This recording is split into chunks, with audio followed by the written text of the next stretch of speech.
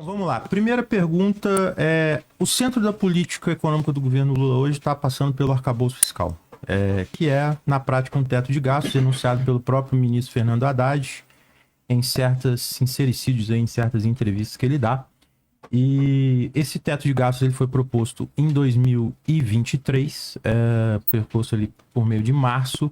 Só descrevendo para as pessoas que estão assistindo como é que ele funciona, né? Rapidamente. Ele limita o crescimento da despesa do governo, a despesa primária, quando você exclui os juros da conta, né? Que é essa despesa primária, ele limita 2,5% acima da inflação e ele limita em 70% o aumento da arrecadação em relação, o gasto em relação ao aumento da arrecadação do ano anterior. A questão é a seguinte: no dia que o Fernando Haddad foi apresentar no Congresso esse novo teto de gastos, ele deu uma declaração, respondendo inclusive uma deputada do PSOL, falando que na crença dele, na premissa dele, o governo federal tinha clareza de que o crescimento econômico no Brasil vai ser puxado pelo investimento privado e pela iniciativa privada. A minha pergunta é: vocês concordam com o diagnóstico do Haddad? E qual que é a diferença do projeto de vocês em relação a esse diagnóstico dele? Uma boa pergunta. Eu acho que eu vou começar respondendo e depois o Matheus complementa sobre o teto de gastos. Bom, em relação ao diagnóstico, a gente discorda e é muito curioso que esse diagnóstico venha do PT, venha do Haddad, porque o PT é um partido de esquerda, ou deveria ser um partido de esquerda. Eu sei que vocês têm críticas duras aí ao PT, ao programa do PT, mas a gente discorda da ideia de que o investimento do Brasil será puxado pela iniciativa privada. A iniciativa privada é um componente do investimento do Brasil. Se a gente examina o que está escrito no livro amarelo, fica só um minutinho. Para o tempo aqui, o pessoal está reclamando do volume dele aqui. Tá do Ricardo? Oi? Vê se tá... melhor? Fala para mim um pouquinho. Oi? 1, 2, 3. Tá? Ou tá desligado ou tá baixo. Fernando Haddad neoliberal. Oi. Ixi, acho que vai ter que começar tudo de novo, cara. Tá. Pode Tá. prosseguir. Vai começar de novo? É melhor. Me falaram que tava desligado, Zerar o tempo e a gente começa de novo, então. Ok, tá. Depois a gente corta isso depois que a live virar VOD, né? Pode ir? Pode ir lá, Beleza. vamos lá. Então vamos lá. A primeira discordância é que é estranho que essa análise venha de Peraí, quadro. tá ligado ou não tá ligado? O pessoal tá falando, não sei se é zoeira agora. Não, Pô, eu tô tá ligado. falando aqui. É só pegar alguém com o celular e alguém escutar aí. Olha que lá. tá... Vê aí, pessoal. Espera só. Eu acho que é bom retomar o raciocínio. Não, calma, deixa eu só ele ver se o microfone tá funcionando. Se tiver pronto, no caso. Tá todo mundo tá desligado, gente. Uai. Aqui tá ligado. Não, ô Celari, É só alguém... entra na live e vê se tá ouvindo. Não, fala alguma coisa e eles vão ver. 1, 2, 3. Não, é o Continua azul. falando, vamos ver se... Getúlio Vargas é o grande homem. Justo. Já tô trazendo isso para o time. Tô trazendo Justiça. Eu acho que é o Getulista contrário, não? trabalhista sou eu. Você que tá falando eu. Agora é vamos meter um Renan Santos presidente. E aí? E aí começou, não? Ok, aqui. Foi, saiu? Olha, vai surpreender. Tá de E aí, boa? gente? Deixa eu ver o que eles falam. Você tá dando risada? Hã? Dando risada? Não, estamos falando, mas só me Vou responde. jogar uma pergunta sobre isso. A galera falando que tá muito ruim. Ok. Não, mas eu tô... Melhorou, tá ligado? Pô, então beleza. Oi. Vamos lá. Tá bom agora? Isso, volta o tempo e Pode começa. começar. Então, vamos Ok. Tá bom, então vamos lá. Bom, a primeira estranheza disso aí é que esse diagnóstico venha de um quadro do PT. Né? O PT é um partido historicamente de esquerda. Se o PT abandonou o seu programa, se o PT abandonou as suas ideias, aí é um indício de que o PT está extraviado em relação às suas próprias bases, que é uma crítica que vocês fazem, uma crítica correta. Agora, o que a gente entende, e isso está explícito e ostensivo no livro amarelo, é que o Estado tem um papel essencial em retomar o investimento público no Brasil. Existem várias áreas que são subfinanciadas, sim. Por exemplo, a gente indica em algum dos volumes que há subfinanciamento em policiamento no Brasil, existe subfinanciamento em educação básica no Brasil, existe subfinanciamento na área de saúde no Brasil. Investimento. Então a gente reconhece a necessidade de investimento público, de aporte de dinheiro público. Esse é o primeiro ponto. Evidentemente, nós temos discordância, talvez, quanto ao outro lado da moeda, que é a alocação do recurso público brasileiro. O que a gente quer dizer com isso? A gente quer dizer que os recursos do Estado brasileiro são muito mal investidos também. Então, na nossa visão, não se trata apenas de você aumentar o aporte de investimento, mas também de você ter um investimento melhor. Então, essa é a nossa posição. Claro, a iniciativa privada também entra. É importante a parte de PPPs, a gente fala sobre isso. É importante o capital privado. A gente não exclui a possibilidade do capital privado compor o capital que vai ajudar o desenvolvimento do Brasil, mas não é exclusivo. Tenho duas Seja isso. perguntas em relação a isso. A primeira é...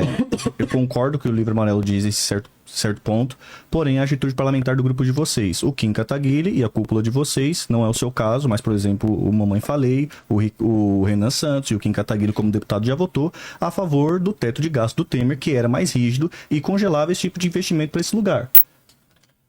Tá, a gente quer falar disso depois ou antes? Porque eu ia responder essa parte aí Só um também minuto, do... você terminou já? Ou... Não, a minha pergunta é só assim, porque tudo que você falou eu concordo, a gente aqui concorda. É que a gente concorda com o teto. O gasto tem que ser eficiente. Então, Aí a gente vai tem uma, falar disso. tem uma contradição aí. Tem uma contradição. Tem uma tensão, não uma contradição. Ele vai- Mas, Peraí, Vai lá. mas formula então, termina de formular. A minha pergunta é essa: não existe uma contradição entre a prática política e a coisa defendida, teoricamente, e o que você apresentou aqui agora?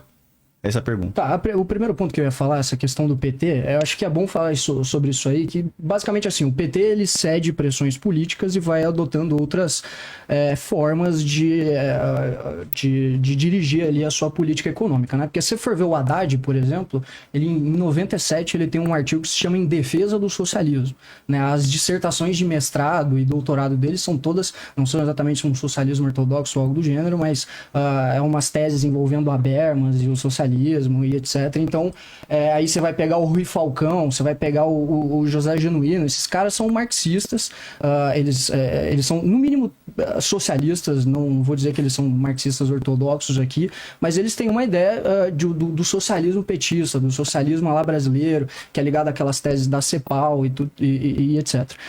Mas, e aí, inclusive, cara, se for pegar o pai do orientador de mestrado ou de doutorado do Haddad, que é o Paul Singer, ele, aliás, o filho dele, o André Singer, ele que cunhou o termo lulismo, né? E que é justamente essa ideia aí de levar o petismo, né? A tese petista, que é uma tese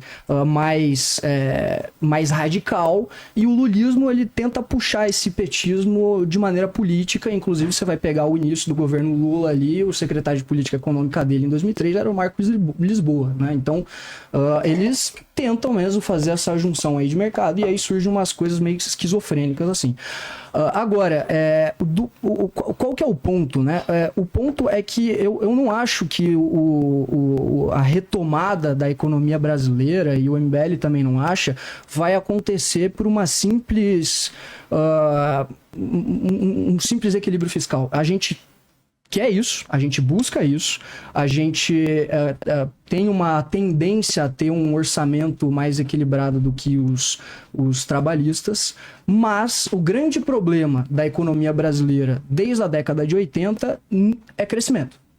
É isso, é crescimento E econômico. a pergunta dele é quem vai puxar o investimento? A iniciativa privada ou quem vai ser o motor disso? Aí que tá o ponto. Ou o setor público? Aí que tá o O ponto. Ricardo respondeu que vai ser o setor público. Você responde o quê? Ambos têm a sua parte, mas o ponto é que o crescimento ele não vem unicamente do investimento, ele vem do aumento da produtividade. Eu acho que aí está a maior discordância entre os trabalhistas e o MBL, talvez. Mas eu acho que Não, mas você está dizendo então que a antecipando. produtividade ela não é precedida pelo investimento? Em alguma medida sim, em outras não. Em algumas medidas sim, em outras não. Algumas E medidas... quem é que vai ser o motor desse investimento? Tá, vamos lá. Qual parte Essa que eu vou é a pergunta pegar aqui? principal dele. Obviamente você tem áreas subfinanciadas que é necessário um papel do Estado no investimento público. Isso é óbvio. Infraestrutura, logística, isso obviamente tem que ter. Agora, existem distorções de produtividade que causam a redução da produtividade, que é possível com investimento privado. Só para você entender direito. Então também você está aceitando o que o Ricardo falou, Sim, que claro. quem vai ser o motriz vai ser o Estado brasileiro no investimento.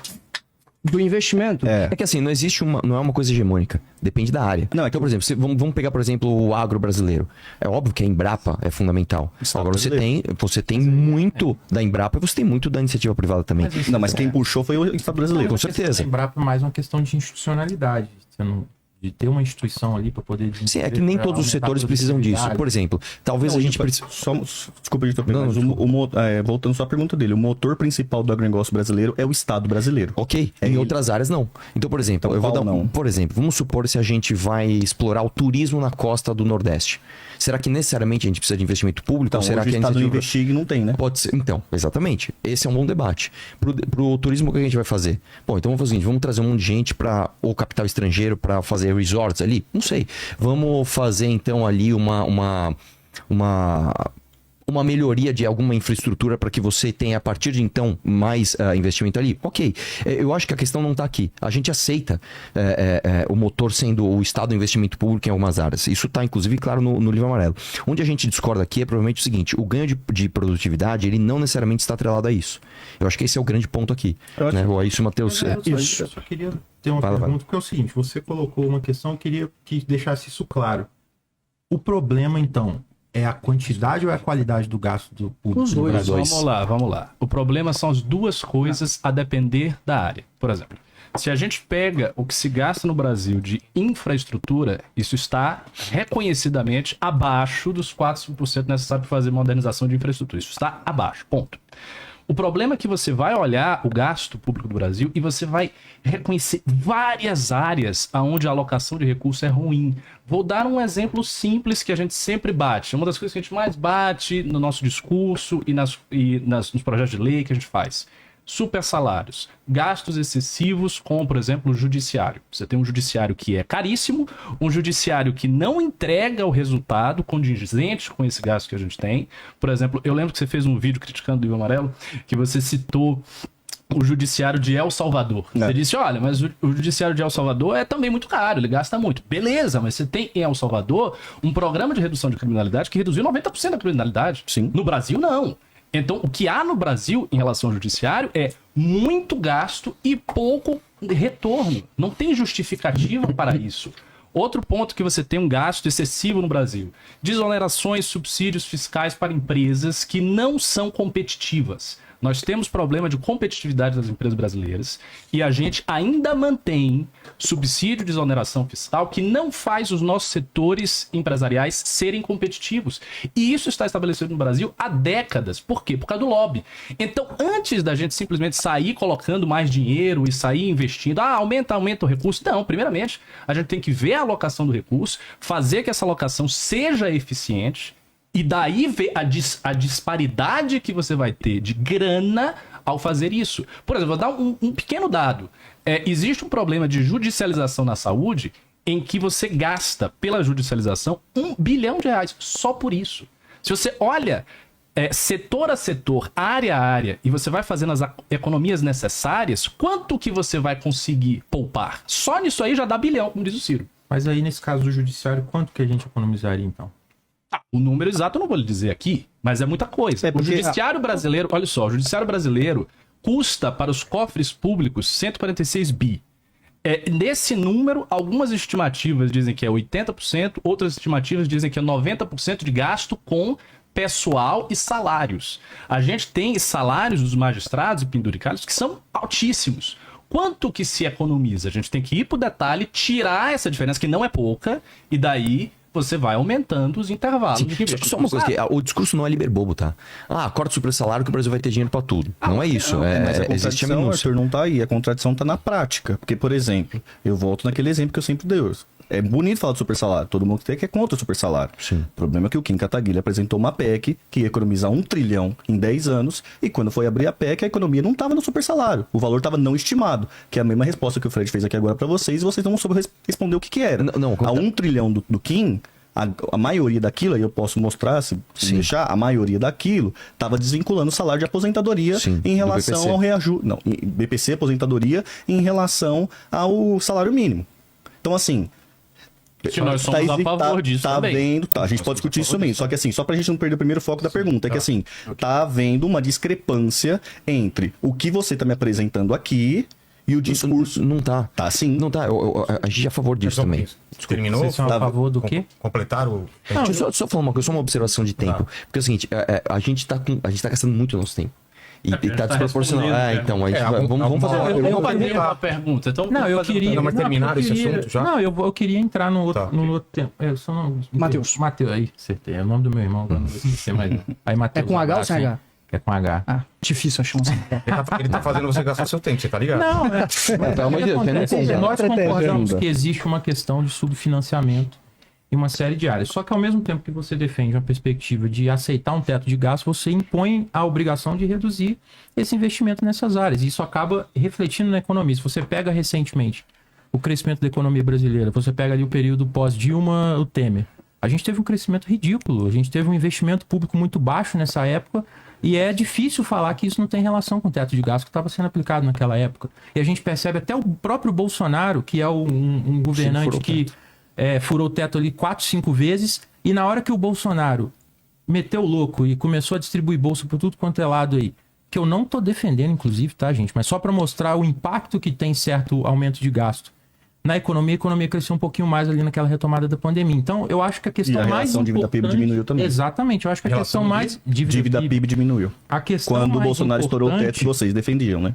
é a questão de você discutir a qualidade, porque esse investimento que você está fazendo na economia, se você tiver necessidade de tirar uma série de gargalos da economia, isso vai voltar para você. Isso vai voltar em forma de salário que você vai estar pagando para um trabalhador que ele vai consumir isso depois. Isso vai estar voltando no sentido, igual a gente está discutindo aqui. Eu acho que o Brasil tem que ser cortado por ferrovia de cima a baixo. E isso vai baratear, por Nós exemplo, também. um monte de frete para você exportar o produto para fora. Isso Inclusive vai desenvolver aliviar. o turismo, né? Isso Nós também. vai aliviar as contas externas do Boa, Brasil, boa. por exemplo, que é um gargalo que é muito latente. Só que aí entra uma questão. Por exemplo, o Matheus falou que, se eu não me engano, ele comparou CEPAL com socialismo. Não. Eu disse que que as Eu teses queria te petistas, elas tinham uma certa ligação de Não, porque eu queria te socialismo, perguntar o com que CEPAL, você está etc. chamando de socialismo nessa questão do Haddad. Não, eu não, nada. O que eu Mas quis você dizer falou com... que ele escreveu sobre... Sim, espécie de socialismo Existe, petista, literalmente, socialismo no existe passado. literalmente um artigo em 97 Não, é a dele que tese é do doutorado em dele. defesa É do o livro que sai socialismo. da tese. Então, eu não li, eu só sei que eu não li nenhum dos dois, inclusive. Eu só sei que eles tinham uma linha mais heterodoxa antes de chegar ao poder. O ponto é que eles deixaram essa Então, mas o heterodoxia que é essa linha quando heterodoxa? linha estruturalista, né, da Mas CEPAL, em termos etc, concretos, o de que mudar seria a composição setorial, Porque, por exemplo, industrializar. você citou o caso do André Singer. Uhum. O livro dele, dos sentidos do lulismo, não vai nessa linha. O livro do Singer, ele está falando sobre o lulismo como um fenômeno político. Ele está analisando, na verdade, o lulismo como um reformismo Não, fraco. mas Crepe, Ele está analisando o lulismo assim, olha, é um reformismo que quase não está fazendo reforma, Eu que é entendo. quase o que o Mangabeira Unger lá, que inclusive o Ricardo e eu gostamos muito dele, chama de pobrismo. Que é isso, ó, vamos fazer uma política aqui, que a gente faz uma política para os mais pobres, que é a nossa base de quem ganha até 2 salários mínimos, e aí essa base, ela vai ser a base que vai apoiar, e acabou dando certo naquele período, o Lula cresceu muito em cima desse grupo e tudo mais.